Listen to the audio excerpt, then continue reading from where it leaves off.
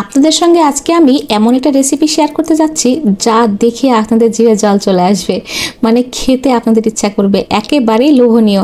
হ্যাঁ, আমি দেখাচ্ছি আজকে ভর্তা, 3 রকমের ভর্তা, মিষ্টি কুমড়া ভর্তা, বেগুন ভর্তা আর ফুলকপির ভর্তা। প্রত্যেকটা ভর্তায় অসম্ভব টেস্টি এবং বেশ মজাদার। গরম ভাতের সাথে এর তুলনাই হয় না। শুধু গরম ভাতের সাথেই না, পান্তা ভাতেও বেশ মানানসই। 12 মাসই আমাদের ভর্তা চাই, এটাই আমাদের বাঙালির বাঙালিয়ানা। হ্যাঁ, ভর্তার জন্য আমি এবার রেডি করেছি মিষ্টি কুমড়া, ফুলকপি আর বেগুন। মিষ্টি কুমড়াগুলো স্লাইস করে পাতলা পাতলা করে কেটে নিয়েছি। বেশি মোটা করলে আবার একটু ভাপাতে হয়, তেলে ভাজলে তাড়াতাড়ি সিদ্ধ হয় না। ফুলকপিগুলো ছোটো ছোটো টুকরা করে নিয়েছি আর বেগুনগুলো এই সুন্দর করে স্লাইস করে কেটে নিয়েছি, কারণ এগুলো সবই তেলে ভাজবো। তো প্রথমে আমি নুন হলুদ দিয়ে মিষ্টি কুমড়া ফুলকপিগুলো মাখিয়ে নিলাম। তারপরে আমি বেগুনগুলোও সেম প্রসেসেই নুন হলুদ দিয়ে মাখিয়ে নেব। এখানে ঝাল দিব না, কারণ যেহেতু এটা ভর্তা বানাবো মরিচ দিয়ে তো ডলবই, এই জন্য আমি এখানে মরিচের গুঁড়া কিংবা কোনো এক টাইপের ঝাল দিয়ে ভাজবো না। এখানে ফুলকপি আমি ভাপিয়ে নিব, কারণ ফুলকপিটা তেলে ভাজলে অনেক সময় চলে যায়, একটু ভাপিয়ে নিলে ভালো হয়। আর আমি মিষ্টি কুমড়া ভর্তাটা ইলিশ মাছের লেজ দিয়ে করবো, তাই নুন হলুদ দিয়ে মাখিয়ে নিলাম ইলিশ মাছের লেজটা, ওটাও ভেজে নেব। তো এই ফাঁকে দেখুন আমি শুকনা মরিচ, পেঁয়াজ, রসুন, ধনেপাতা এগুলো সব রেডি রাখছি।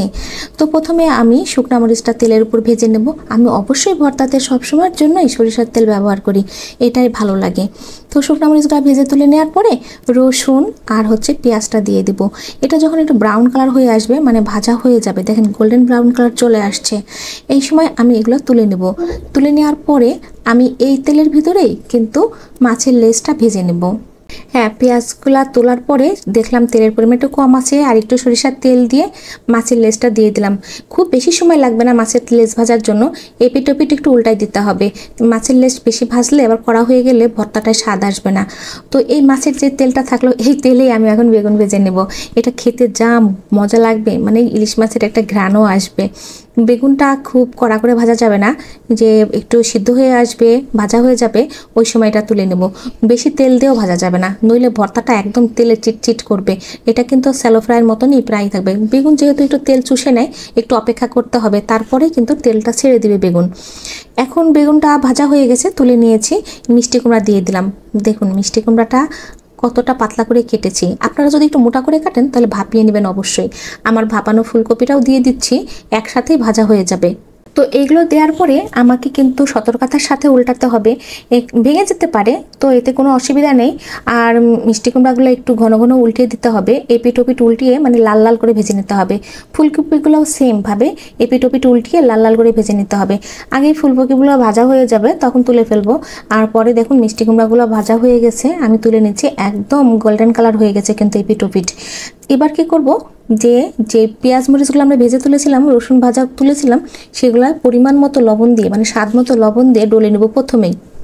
তারপরে আমরা কিন্তু ধনেপাতাটা অ্যাড করব, তা না হলে প্রথমে অ্যাড করলে মরিচটা কেমন হয়ে যাবে, নরম হয়ে যাবে। যেহেতু আমি 3টা ভর্তা বানাবো, সেজন্য এই ডলা মরিচটা পরিমাণ মতো 3 ভাগে ভাগ করে নিচ্ছি। প্রথমে আমি বেগুন ভর্তাটা বানিয়ে নিচ্ছি। বেগুনের চোচা সহই আমি ভর্তাটা বানাচ্ছি, যেহেতু এটা ভাজা বেগুন, তাই চোচা সহ ভর্তা করতে কোনো সমস্যা নেই। বেগুনটা মরিচের সঙ্গে ভালো করে চটকিয়ে নেব, আর লাস্ট মুহূর্তে অবশ্যই আমি লবণটা চেখে দেখবো। মাশাআল্লাহ, একদম পারফেক্ট আছে। এবার সেকেন্ড ভর্তাটা করতেছি ফুলকপিটা দিয়েও ভালো করে ওই মরিচটার সঙ্গে চটকিয়ে নেব।